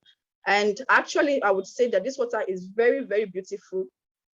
And one fascinating thing about this waterfall is the fact that a lot of waterfalls have been to actually have their source from maybe a stream, a river, and so that. But this particular waterfall gushes out from just a particular spot, because we all wanted to know where the water is coming from. Maybe if there's a stream. So we climbed up on top of the rock, and we saw that the rock is just dry, no water there. So we came down again. We noticed that it's just on that particular spot that this water is actually coming out from, and that is why this is actually what captivated me in this waterfall. And another thing about this waterfall, a lot of waterfalls actually, their intensities reduces maybe during the dry season, and increases during the rainy season. But this one, the intensity does not reduce at all. It just is always like that every time. But the intensity can actually increase when it comes in contact with tourists, or as the elder said, it has the potential of announcing the death of a noble person in the community. So the intensity would actually increase, but the intensity does not reduce at all. But this waterfall is so beautiful. It's very, very, very beautiful. And if actually you want to visit the waterfall, it's very accessible. The road is very good. just that there's a valley, you don't have to, miss your step. You have to be very, very careful. So moving to my next, which is Dada Pottery in Ilorin. Dada Pottery is located at a Dada community in Ilorin East local government of Kwara State. Cordis. Sir? Okay. Before you go to the next one, this Igbo Zala, Uhere Lake, Isi Uhere, and Wa Uhere, which area of Enugu State is it in? In Nsukka local government at It's OP. in Nsukka, Yes, at OP Junction. Yeah, you can take a bike at OP Junction. You can take a bike. OP Junction. Yes, yes, Okay. yes. I've never been to this place, but from what I've seen, it is probably one of the most beautiful waterfall and complexes. Between you've been to our home and you've been to this place, our home has that narrow gauge that is. So which one do you think is your favorite between the two? Is this one? Okay, I know why I asked that question. Yeah, this is beautiful, and it has a lake, the Uye Lake, and and the best of them. Okay, I know quite a lot of people who have been to waterfalls. I know Bolaji, I know Kingsley, but for caves, outside you and John Paul, I don't know anybody else who has been to so many caves. So the cave that you have at Igbozala, is it something people need to visit? Yes. People need to visit this cave, yes, because though we don't actually have an opportunity to enter into that cave because we only went there with the bike man, and it's bike man that took us there. So we don't know how safe the place is. And we actually went back to check because the people of Igbozala actually worship the water. So we actually went back to see if the chief priest is around, has come. But when we got there, nobody was there. So we only went on our own. We don't even know how safe, if there is animal or anything, but we just have confidence. We are tourists. We just entered into the cave and we went straight to the waterfall. So, but we only just entered a little bit into the cave to just look around, but we came out immediately because we don't know how safe it is. But I would really say I would really recommend that particular place for people to visit that place because it's very, very, very, very, very beautiful. That cave is very beautiful. I've been to Ohun Waterfall, the hiking and the rest, but this cave, there's no hiking, though. Yeah, there's no hiking though. It's not strenuous. The hiking is not strenuous, but I would actually recommend a lot of persons should visit this cave. I'm even planning on organizing a lot of the UNN students very soon for us to visit, talk to the community, and we will do justice to the cave very soon. Okay, thank you. You can go to your next. It has the Uhere Lake, it has the waterfall, it has the cave, and it has those wonderful walls of different colors. So you can go to your next next location. Go ahead. Okay, my next destination is Dada Pottery. Sorry. Okay, Dada Pottery is located at Dada community in Ilorin East local government of Kwara State. It is not far from most of the destinations in Ilorin. It is very close to the Oja Oba, where the palace of the Emir of Ilorin is located. It's not also very far from the Sobi Hills and not also far from the Crush Rock and Sango. This is said to be the largest pottery in Nigeria dominated by women. The pottery occupies about an acre of land and has about 100 women doing the pottery work. And these 100 women I don't know how they do it, but they elect a leader once in a while to oversee everything that happens in the workshop. And presently, their leader is Alajia Raliat Asaka. I just hope I got that right though. So this business is also said to be a family business, and this skill is transferred from generation to generation. And the business is also said to be very lucrative, as some of the women actually uses this business to support their children and in their upbringing, and also send them to school. Upon entry into Dada pottery, you would notice that you will see some heap of clays. You would also see some broken pots, finished pots, women going about their works, children running around, and you see some beautiful, colorful designs of pots and a lot of things. And some of the pottery wares that these women create are like You would see what's it called? Drinking cups, palm wine cups. You would also see shot cups for taking shots. You would see water coolers, bowls. But the one that captivated me very, very well is the piggy bank. I saw a piggy bank and I was like, how did these women actually know that a lot of persons or this innovation is already in the modern type and they made it and they created it with a clay. So this piggy bank is what captivated me very, very well. The piggy bank is what actually most of us will call bako and the rest. Some of us save in bako and a lot of some save in bottles and other things. So this, you'll also be very astonished to see a 5-year-old child transforming a clay into something very beautiful in minutes. And you'll be like, wow, how did this actually, what's this creativity on these kids? How are they learning? How did they do this? You know, but one thing actually that is not really captivating there is when you're entering into the pottery, it's not really captivating to us to say, because there are the environment is not really looking so very nice at all. So I would actually say, I don't know if to say the government or individuals or corporate organizations to actually still give a hand to all these women, because they're really doing a lot. And if you check it, you see that some developed countries has they use these techniques in their own pottery, and we here also use this same technique to create all these beautiful arts. But the place is not actually looking. If actually we didn't actually take a look around, you would see that we would have to turn this community around asking questions, because there's not even a signpost to denote that, okay, this is the Dada pottery, the famous Dada pottery, and it's located in this particular place. It's just a random place, and it's just a normal place that if someone can just pass. There's even a mechanic workshop at the entrance, which we not even know that, okay, there's something like this here. So I think we should maybe, I don't know, but let's still look into that way. So moving into my last destination, which is one of my favorite waterfall is Okpoko waterfall in Enugu State. Okpoko waterfall is popularly known as Eziago waterfall, but the real name is Okpoko waterfall.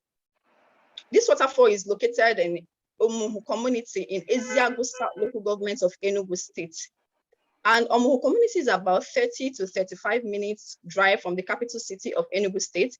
There are about 2 paths leading to the waterfall. The day I visited this waterfall, I followed the first day actually. I visited this waterfall. I passed through the longer route because they have 2 roads, the longer one and the shorter one. Though a lot of persons followed the shorter one, but unknowing to me, I followed the longer route. And in this longer route, it's actually very lonely. You wouldn't see much persons passing through that. You wouldn't see a lot of persons passing through that that route, but you would also be opportune to see a lot of animals on that route, because that day I would say I was opportune to see nothing less than 15 to 20 monkeys crossing the road at intervals. I was so, but before you could, try to get your camera and a lot of things, they've all disappeared into the bush. So, but I even saw some animals, I don't even know their names. Our driver was scared at the bit. He was asking, this girl, are you taking me to? Where are you taking me to? Where is this place? It was actually funny, and it was also at a point because we were seeing some animals, the block road, and you have to wait for the animals to actually cross the road before we pass. And it was actually a little bit scary because that road. But if you are following the normal road that everybody passes, it's just a straight road, and it's about 30 to 35 minutes drive, and it's not far. This waterfall is actually a steep waterfall, just like the 79 steps waterfall in Arochukwu, Abia State. This waterfall is very beautiful, and it's very beautiful, and it gets busy during the evening period and also busy during the weekends, because a lot of persons, the community sells a lot of local cuisines during the weekends, something like pepper soup, abacha, palm wine, achicha, ji and abu, or something like that. So a lot of you'll be opportunity to eat a lot at a very affordable price. And the people of this community, they are very friendly and so very accommodating, because you would immediately you get to the waterfall, they've already know you're a tourist. Or if maybe somebody even approach you and say, hey, are you a tourist? You say, yes, I'm tourist. You would see, they will start explaining to you, we have a cave down here, we have a lake down here, do you want to visit this? We have another river. You try to, talk to you to follow them to another destination. And a lot of persons actually mistake or call another destination Ezeago complex, tourist complex, But I want to really address that this Ezeago tourist complex is actually the combination of the cave, the waterfall, the lake, because they are not far from each other. Actually, they are not far from each other. So because of they're not far from each other, you just call it the Ezeago tourist complex. But there's a building they also called the tourist complex, which a lot of persons mistake for this tourist complex on the other part. The day I visited, we were opportunity to meet an elder just before we got to the waterfall. Yes, and this elder offered us African salad, which is abacha. They just brought it out from the river, and it was so very nice. At first, I said no, I don't want, but he said no, nobody comes to Omo community and don't take anything from an elder. So we had to actually eat. I ate so much though; it was very nice. I ate so much, and when we were about to leave, they also told us to take. The man had to pack some and told us to and gave it to us and said we should take it home to our families and all that. So this Omo community, they are very, very, very nice. And anybody that is opportunity to visit this place, I would say we should visit this particular waterfall, because you will not even regret it. Once you get to, even if you don't know your way around, once you get to that community, you will see somebody that is willing to take you around the community. And the name Oboku is derived from the water, because this water, some parts of this water is actually warm. Yes, especially this part I was sitting, the part where I was washing my face is the warm part, So, and Oboku in Igbo means something that is hotness. So Oboku means hotness, and that's why they call this waterfall Oboku waterfall. But a lot of persons call it Ezeago waterfall, maybe because it's located in Ezeago local government. And a lot of persons call it Ezeago waterfall, maybe because it's located at Ezeago local government. But the real name is Oboku waterfall. Thank you for listening, and thank you so much.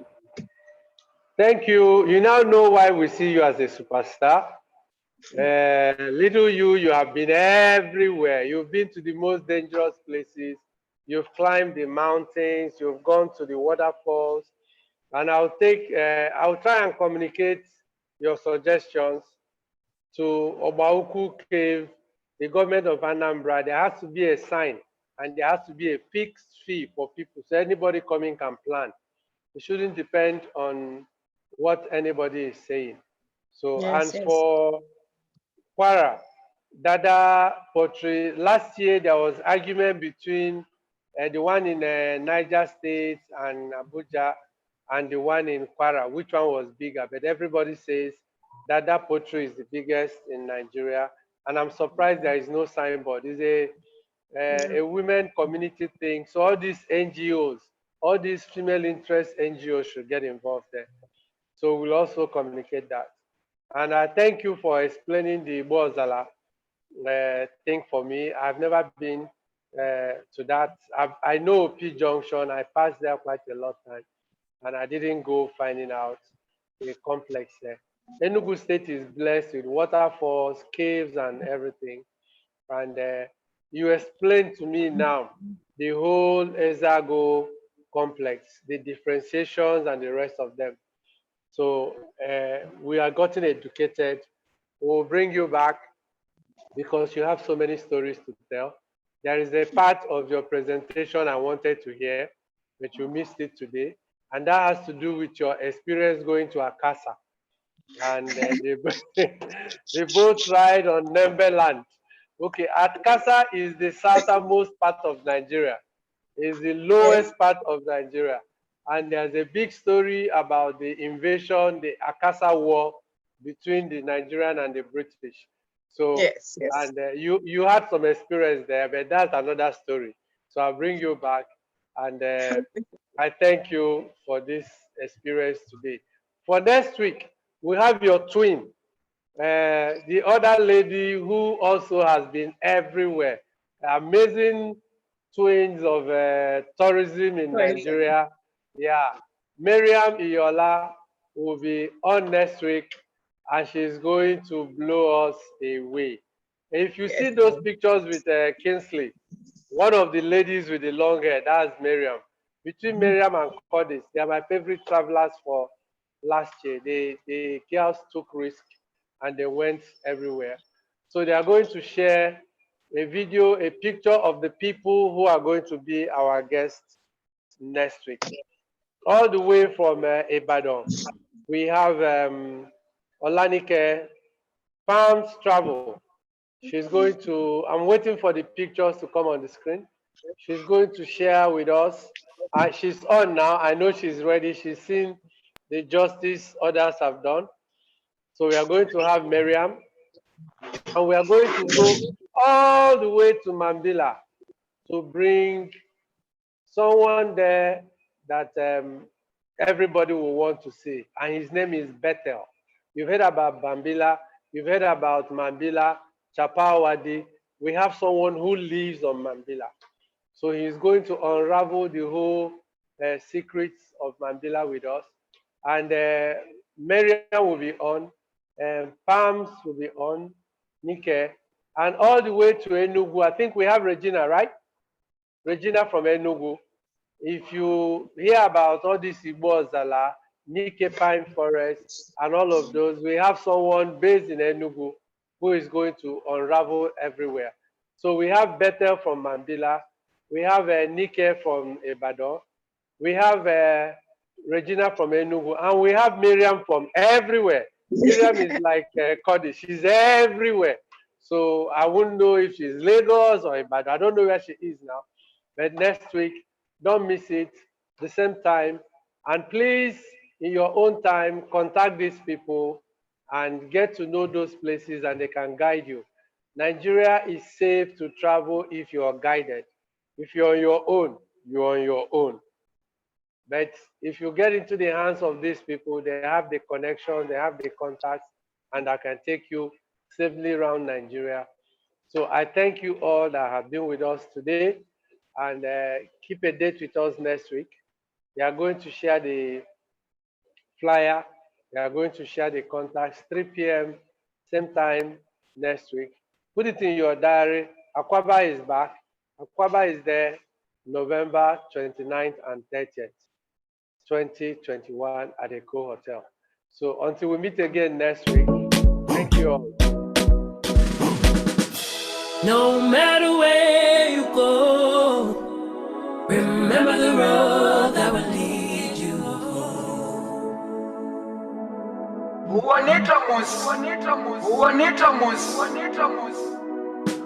No matter where you go, remember the road that will lead you home.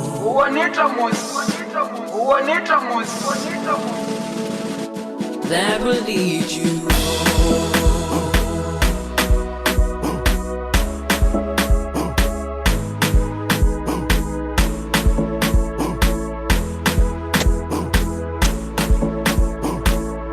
That will lead